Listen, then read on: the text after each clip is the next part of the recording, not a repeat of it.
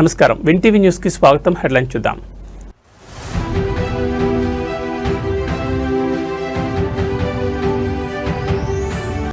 ఇజ్రాయెల్లో ప్రధాని మోడీ కీలక పర్యటన, మధ్యప్రాచ్య ఉద్రిక్తతల వేళ వ్యూహాత్మక అడుగు.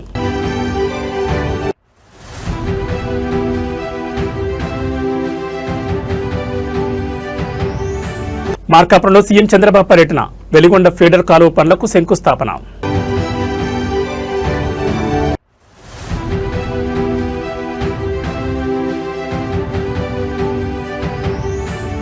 మార్చి 2న తెలంగాణకు రాహుల్ గాంధీ, కాంగ్రెస్ నేతలకు దిశానిర్దేశం.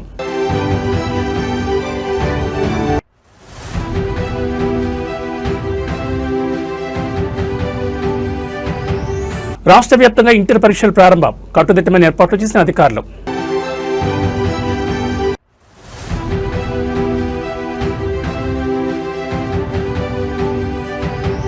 భారత్ పాక్ అణుయుద్ధాన్ని ఆపింది నేనే, మరోసారి డొనాల్డ్ ట్రంప్ సంచలన వ్యాఖ్యలు. ఇక వివరాలు చూస్తే మధ్యప్రాచ్యంలో తీవ్ర ఉద్రిక్తతలు కొనసాగుతుండగా భారత ప్రధాని నరేంద్ర మోడీ 2 రోజుల అధికారిక పర్యటన కోసం నేడు ఇజ్రాయెల్కు బయలుదేరారు. ఈ పర్యటన కేవలం ద్వైపాక్షిక సంబంధాల బలోపేతానికే కాకుండా మారుతున్న ప్రపంచ రాజకీయ సమీకరణలో భారత్ పోషించబోయే కీలక పాత్రకు నిదర్శనంగా నిలవనుంది. ఈ పర్యటనలో ప్రధాని మోడీకి ఇజ్రాయెల్ ప్రభుత్వం అరుదైన గౌరవాన్ని కల్పించింది. ఇజ్రాయెల్ పార్లమెంట్ను ఉద్దేశించి మోడీ ప్రసంగించనున్నారు. గతంలో 2015లో అప్పటి రాష్ట్రపతి ప్రణబ్ ముఖర్జీకి ఈ అవకాశం దక్కగా మళ్లీ 10 ఏళ్ల తర్వాత ఒక భారతీయ అగ్రనేత అక్కడ ప్రసంగించడం విశేషం. అలాగే ఇజ్రాయెల్ అధ్యక్షుడు ఐజాక్ హెర్జోగ్తో కూడా మోదీ భేటీ కానున్నారు. ఇజ్రాయెల్ ప్రధాని నెతన్యాహు ఈ పర్యటనను పురస్కరించుకుని సంచలన వ్యాఖ్యలు చేశారు. భారత్ను ప్రపంచ శక్తిగా అభివర్ణించిన ఆయన రాడికల్ విరోధులను ఎదుర్కోవడానికి షడ్భుజ పేరుతో కొత్త కూటమిని ఏర్పాటు చేయబోతున్నట్లు ప్రకటించారు. ఈ కూటమిలో భారత్, ఇజ్రాయెల్, గ్రీస్, సైప్రస్లు ప్రధాన సభ్యులుగా ఉండనున్నాయి.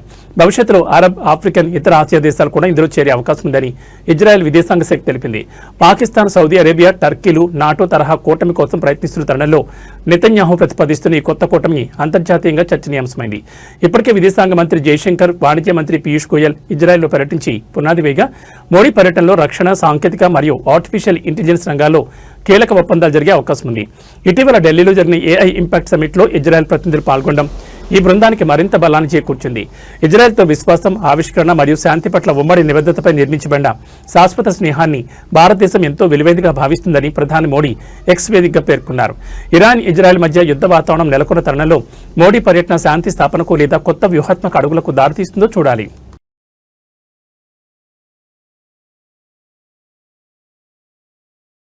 ముఖ్యమంత్రి చంద్రబాబు నాయుడు నేడు మార్కాపురం జిల్లాలో పర్యటించనున్నారు. ఈ పర్యటనలో ప్రధానంగా దశాబ్దాల కాలంగా ఎదురుచూస్తున్న పూల సుబ్బయ్య, వెలిగొండ ప్రాజెక్టు పనులపై ఆయన దృష్టి సారించారు. దోర్నాల మండలం గంటవానిపల్లి వద్ద సుమారు 456 కోట్ల అంచనా వ్యయంతో చేపట్టనున్న ఫీడర్ కాలువ పనులకు సీఎం శంకుస్థాపన చేయనున్నారు.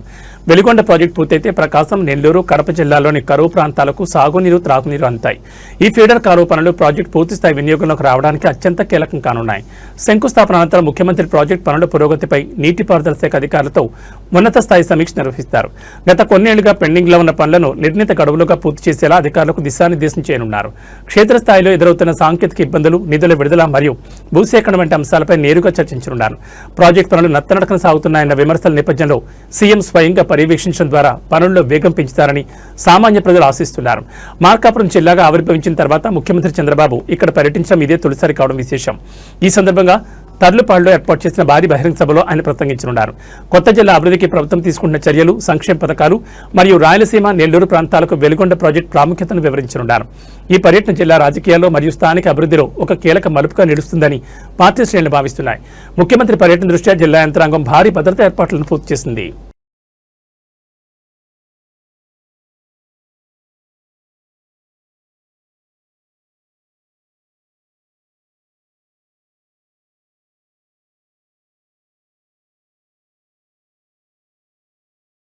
మార్చి 2వ తేదీన కాంగ్రెస్ అగ్రనేత రాహుల్ గాంధీ తెలంగాణకు రానున్నారు. కాంగ్రెస్ నేతల శిక్షణ కార్యక్రమంలో ఆయన పాల్గొనున్నారు. ఈ సందర్భంగా తెలంగాణ, ఆంధ్రప్రదేశ్ నేతలతో రాహుల్ గాంధీ సమావేశమయ్యే అవకాశం ఉంది. దేశంలోనూ 2 రాష్ట్రాల్లోనూ జరుగుతున్న పరిణామాలపై రాహుల్ గాంధీ నేతలతో చర్చించనున్నారు. జిల్లా కాంగ్రెస్ కమిటీ అధ్యక్షులకు వికారాబాద్లో నిర్వహిస్తున్న శిక్షణ శిబిరానికి వచ్చే నెల 2న ఆ పార్టీ అగ్రనేత రాహుల్ గాంధీ హాజరు కాబోతున్నారు. ఆయన పర్యటన ఖరారైనట్లు పీసీసీ అధ్యక్షుడు మహేష్ కుమార్ గౌడ్ తెలిపారు. డీసీసీ అధ్యక్షులను ఉద్దేశించి రాహుల్ గాంధీ ప్రసంగిస్తారని, క్షేత్రస్థాయిలో పార్టీ బలోపేతానికి దిశానిర్దేశం చేస్తారని వివరించారు. సమావేశంలో ముఖ్యమంత్రి రేవంత్ రెడ్డి కూడా పాల్గొంటారని తెలిపారు.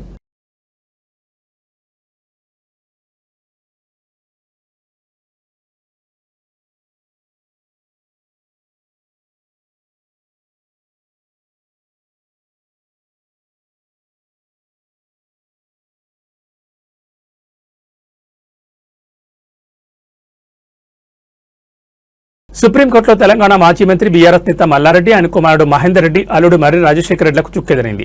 జీడిమెట్ల భూ సర్వేకు సంబంధించి తెలంగాణ హైకోర్టు ఇచ్చిన తీర్పులో జోక్యం చేసుకోవడానికి సుప్రీంకోర్టు అంగీకరించలేదు.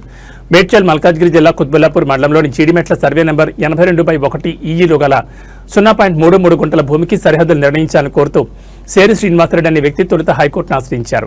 తన భూమికి వెళ్లే దారిని మూసేశారని, ఈ విషయంలో తహసీల్దార్ జారీ చేసిన లేఖను కూడా ఆయన తన పిటిషన్లో సవాల్ చేశారు. దీనిపై విచారణ జరిపిన హైకోర్టు సింగిల్ జడ్జి 45 రోజుల్లోగా సర్వే పూర్తి చేయాలని రెవెన్యూ అధికారులను ఆదేశించారు. ఈ తీర్పును మల్లారెడ్డి తదితరులు డివిజన్ బెంచ్లో సవాల్ చేయగా సింగిల్ జడ్జి ఉత్తర్వులను ద్విసభ్య ధర్మాసనం సమర్థించింది. దీంతో వారు సుప్రీంకోర్టును ఆశ్రయించారు. ఈ పిటిషన్పై నిన్న justice Prashant Kumar Mishra, justice NV అంజరియాలతో కూడిన సుప్రీంకోర్టు ధర్మాసనం విచారణ జరిపింది.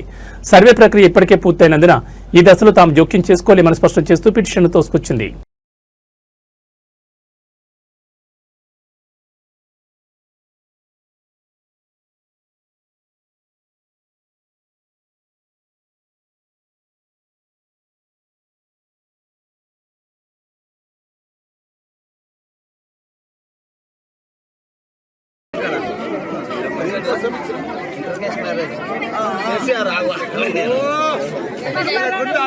ఇంటర్ కాస్ట్ మ్యారేజ్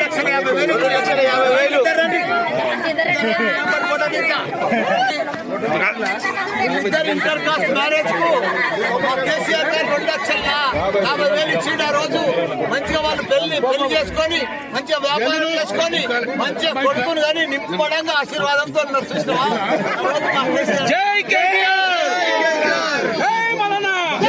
ఈ రోజు ఉదయం 9 గంటలకు తెలంగాణ రాష్ట్ర వ్యాప్తంగా ఇంటర్మీడియట్ వార్షిక పరీక్షలు అత్యంత కట్టుదిట్టమైన ఏర్పాట్ల మధ్య ప్రారంభమయ్యాయి. మొదటి రోజు ఫస్ట్ ఇయర్ విద్యార్థులకు సెకండ్ లాంగ్వేజ్ పరీక్ష నిర్వహించగా రేపటి నుంచి సెకండ్ ఇయర్ పరీక్షలు మొదలు కానున్నాయి. విద్యార్థుల సౌకర్యార్థం టీజీఎస్ఆర్టీసీ ప్రత్యేక బస్సులు నడుపుతుండగా పరీక్షా కేంద్రాల వద్ద కట్టుదిట్టమైన ఏర్పాట్లు చేశారు. మొత్తం పరీక్షల ప్రక్రియను పర్యవేక్షించేందుకు ఇంటర్ బోర్డు సీసీ కెమెరాల నిఘాతో పాటు ఫ్లయింగ్ స్క్వాడ్ బృందాలను రంగంలోకి దించింది. పరీక్షా కేంద్రాల్లోకి మొబైల్ ఫోన్లు, స్మార్ట్ వాచీలు వంటి ఎలక్ట్రానిక్ పరికరాలను కఠినంగా నిషేధించారు. విద్యార్థులు ఎటువంటి ఒత్తిడికి లోను కాకుండా ప్రశాంతంగా పరీక్షలు రాయాలని అధికారులు సూచిస్తున్నారు. ఏమైనా సమస్యలు, సందేహాలుంటే సంప్రదించడానికి బోర్డు ప్రత్యేక హెల్ప్ లైన్ నంబర్లను కూడా అందుబాటులో ఉంచింది. ఇదిలా ఉంటే ఈ సంవత్సరం మొత్తం 9,97,075 మంది విద్యార్థులు పరీక్షలకు హాజరు కానున్నారు. అందులో ప్రథమ సంవత్సరం నుంచి 4,89,126 మంది, ద్వితీయ సంవత్సరం నుంచి 5,07,949 మంది విద్యార్థులు ఉన్నారు.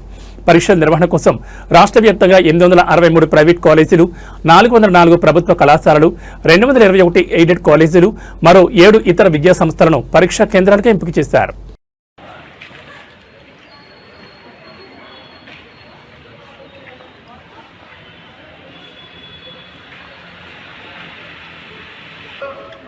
అన్ని 10 సరిపోతుంది.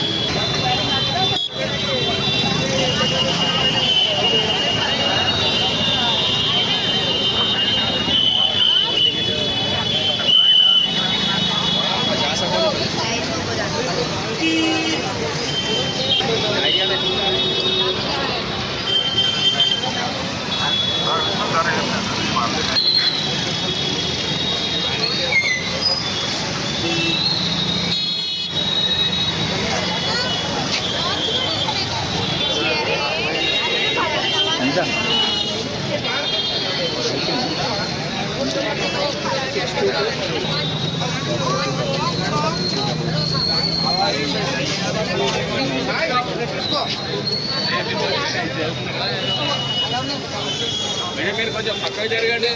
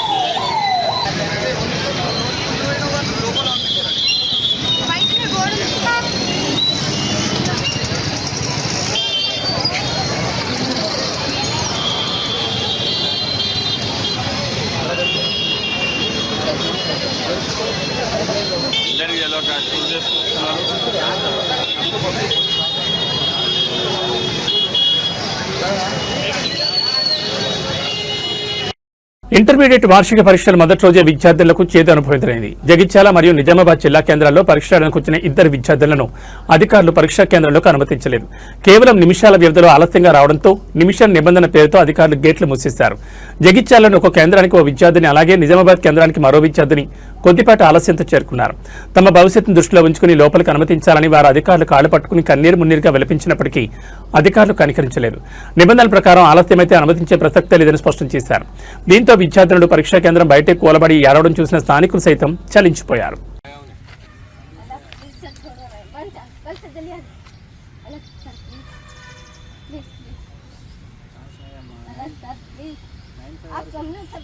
पूरा सीसी कैमरा रहता है, इस सेंटर में देख लेता हूँ। अरे हम देख लेते हैं वो మాకు కూడా ఏదో కన్ఫ్యూజన్ ఉంటుంది. ఏం చేయలేము. అది సీసీ కెమెరాలో టైం రికార్డ్ అవుతుంది. టైం రికార్డ్ అవుతా జీ వదులుతున్నాయి.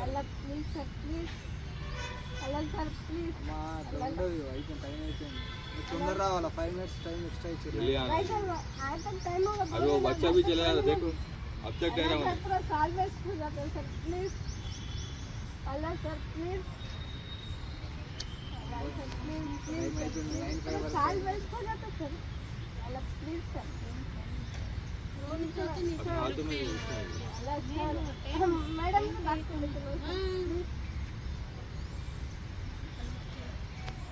सर प्लीज प्लीज ना सर प्लीज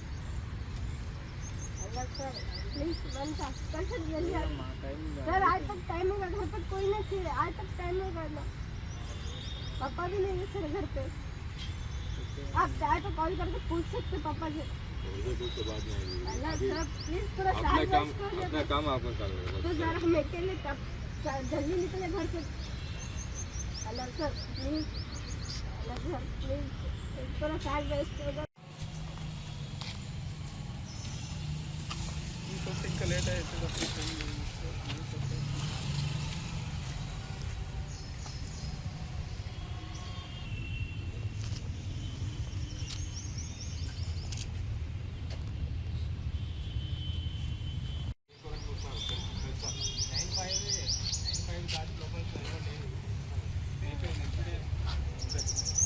అసలు అవకాశం లేదు. ఏం కాదు, ఇక్కడ అవకాశం బాధపడే అవసరం లేదు. 9:05 తర్వాత ఎవరు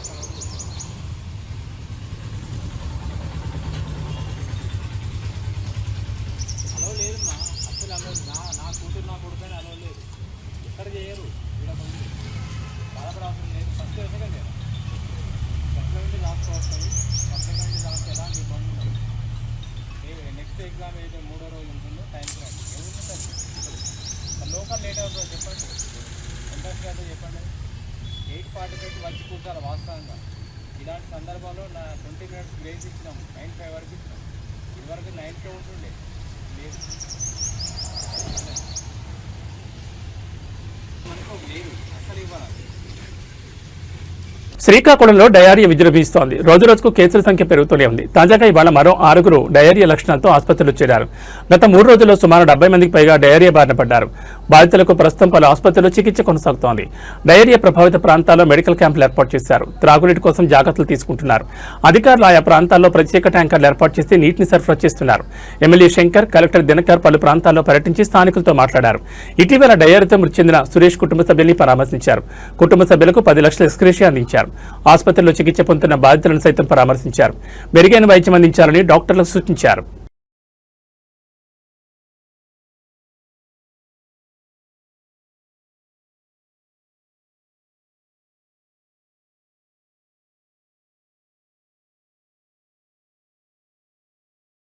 నిజామాబాద్ జిల్లాలో ప్రకృతి కన్నెర చేసింది. అకాల వర్షం, ఈదురుగాలులతో రైతులు తీవ్రంగా నష్టపోయారు.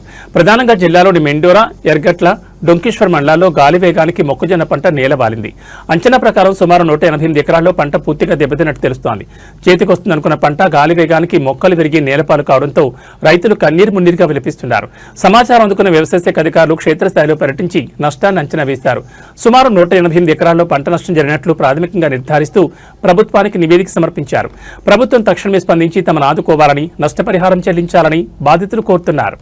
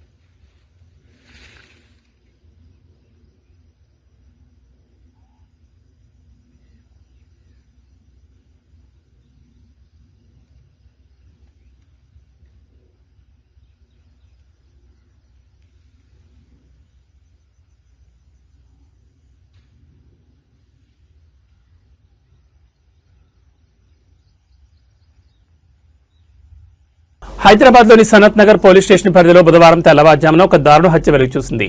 భరత్ నగర్ వంతెన సమీపంలో గుర్తు తెలియని వ్యక్తులు ఒక వ్యక్తిని కత్తితో పొడిచి అత్యంత కిరాతకంగా చంపేశారు. ఈ ఘటన స్థానికంగా తీవ్ర కలకలం రేపింది. మృతుడిని కర్ణాటకకు చెందిన శంకర్ గా పోలీసులు గుర్తించారు. ఆయన గత 2 ఏళ్లుగా మూసాపేటలోని ఒక హోటల్లో పనిచేస్తూ జీవనం సాగిస్తున్నారు. ఇవాళ తెల్లవారుజామున వంతెన పక్కన నడుచుకుంటూ వెళ్తుండగా నిందితులు ఆయనపై దాడి చేసి కత్తులతో పొడిచి చంపినట్టు తెలుస్తోంది. ఈ హత్య గల కారణాలపై పోలీసులు ప్రాథమిక దర్యాప్తు చేపట్టారు. శంకర్ వ్యక్తిగత జీవితంలోని వివాహేతర సంబంధమే ఈ హత్యకు దారితీసి ఉండొచ్చని పోలీసులు అనుమానిస్తున్నారు. పాత కక్షలు లేదా ఇతర కారణాలు ఏమైనా ఉన్నాయా అనే కోణంలో కూడా విచారణ జరుపుతున్నారు. సమాచారం అందుకున్న సనత్ నగర్ పోలీసులు వెంటనే ఘటనా స్థలానికి చేరుకుని క్లూస్ టీం సహాయంతో ఆధారాలు సేకరించారు. మృతదేహాన్ని పోస్టుమార్టం నిమిత్తం ఆసుపత్రికి తరలించారు. కేసు నమోదు చేసిన పోలీసులు నిందితుల కోసం గాలింపు చర్యలు ముమ్మరం చేశారు. ఆ ప్రాంతాల్లోని సీసీటీవీ ఫుటేజ్ను కూడా పరిశీలిస్తున్నారు.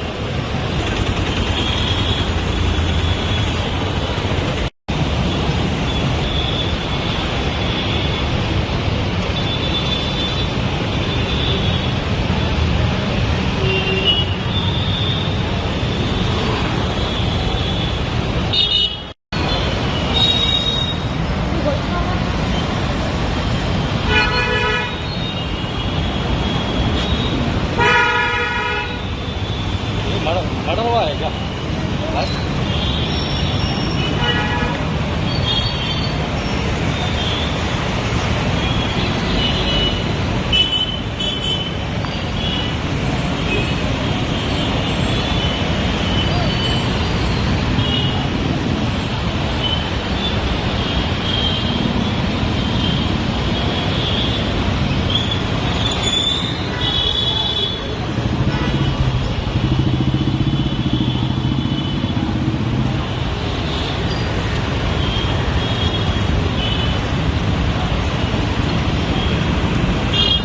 జగిత్యాల జిల్లా మల్లాపూర్ మండల కేంద్రంలో విద్యార్థులు త్రుటిలో ప్రాణాపాయం నుంచి తప్పించుకున్నారు. బుధవారం ఉదయం ఒక ప్రైవేట్ పాఠశాలకు చెందిన టాటా మ్యాజిక్ ఆటో విద్యార్థులను తీసుకెళ్తుండగా స్థానిక మోడల్ స్కూల్ సమీపంలో అదుపు తప్పి బోల్తా పడింది. ప్రమాద సమయంలో వాహనంలో సుమారు 15 మంది విద్యార్థులు ఉన్నట్టు తెలుస్తోంది. ఆటో బోల్తా పడడంతో విద్యార్థులు భయాందోళనతో కేకలు వేశారు. గమనించిన స్థానికులు వెంటనే అక్కడ చేరుకుని ఆటోలో ఉన్న విద్యార్థులను బయటకు తీశారు. ఈ ప్రమాదంలో పలువురు విద్యార్థులకు స్వల్ప గాయాలయ్యాయి. గాయపడిన వారిని వెంటనే మల్లాపూర్ ప్రభుత్వ ఆసుపత్రికి తరలించి చికిత్స అందిస్తున్నారు. డ్రైవర్ అజాగ్రత్త ఈ ప్రమాదానికి కారణమని ప్రాథమికంగా భావిస్తున్నారు. పోలీసులు ఘటనా స్థలానికి చేరుకుని కేసు నమోదు చేసి దర్యాప్తు చేస్తున్నారు.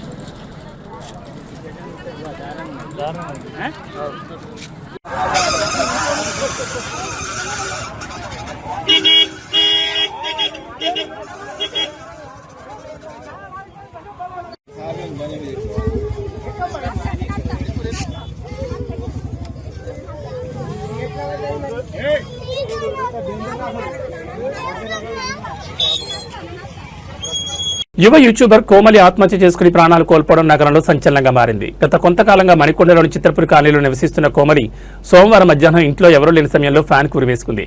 గమనించిన కుటుంబ సభ్యులు ఆమెను వెంటనే ఆసుపత్రికి తరలించారు. సుమారు 24 గంటల పాటు మృత్యుతో పోరాడిన ఆమె మంగళవారం చికిత్స పొందుతూ కన్నుమూశారు. యువ యూట్యూబర్ కోమలి ఆత్మహత్యకు ప్రేమ వ్యవహారమే కారణంగా తెలుస్తోంది. గత 3 ఏళ్లుగా తనకు పరిచయం ఉన్న యూట్యూబర్ అఖిల్ రెడ్డితో ఆమె ప్రేమలో ఉన్నారని, అయితే ఏడాది క్రితం బ్రేకప్ అయిందని తెలుస్తోంది. అఖిల్ రెడ్డితో ప్రేమ విఫలం కావడంతో ఆమె తీవ్ర మనస్తాపానికి గురైనట్లు సమాచారం. గతంలో కూడా ఒకసారి ఆత్మహత్యాయత్నం చేసినట్లు కుటుంబ సభ్యులు తెలిపారు. కాగా ఈ ఘటనపై కేసు నమోదు చేసుకున్న రాయదుర్గం పోలీసులు ఆమె ఫోన్ డేటాను విశ్లేషిస్తున్నారు. ఆత్మహత్యకు ముందు ఆమె ఎవరితోనైనా మాట్లాడిందా అన్న కోణంలో దర్యాప్తు చేస్తున్నారు. అఖిల్ రెడ్డి ప్రమేయంపై కూడా పోలీసులు విచారణ జరుపుతున్నట్టు తెలుస్తోంది.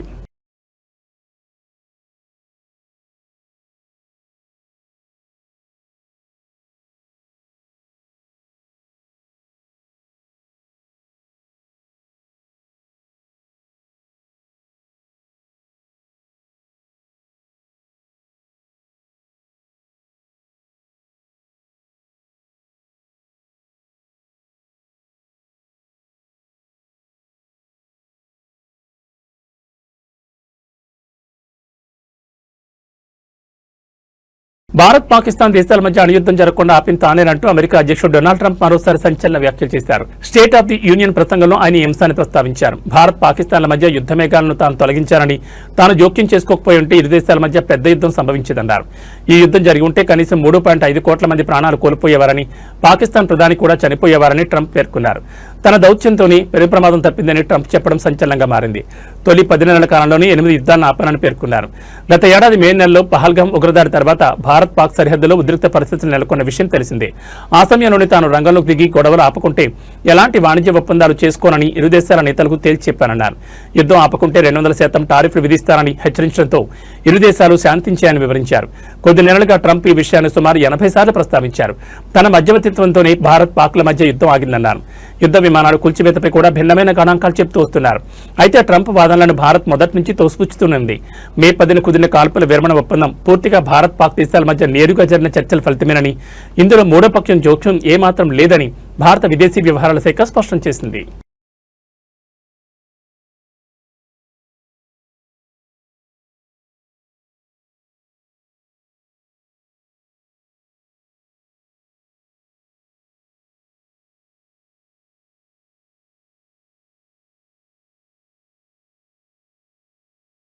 న్యూస్ ముగించే ముందు హెడ్లైన్స్ మరోసారి.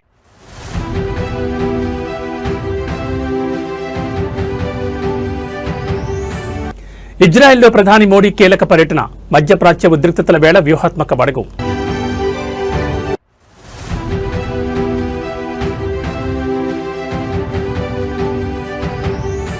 మార్కాపురంలో సీఎం చంద్రబాబు పర్యటన, వెలిగొండ ఫీడర్ కాలువ పనులకు శంకుస్థాపన.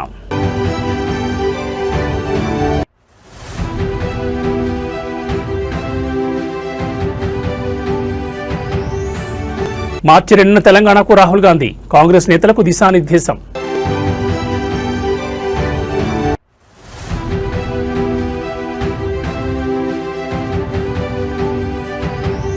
రాష్ట్ర వ్యాప్తంగా ఇంటర్ పరీక్షలు ప్రారంభం, కట్టుదిట్టమైన ఏర్పాట్లు చేసిన అధికారులు.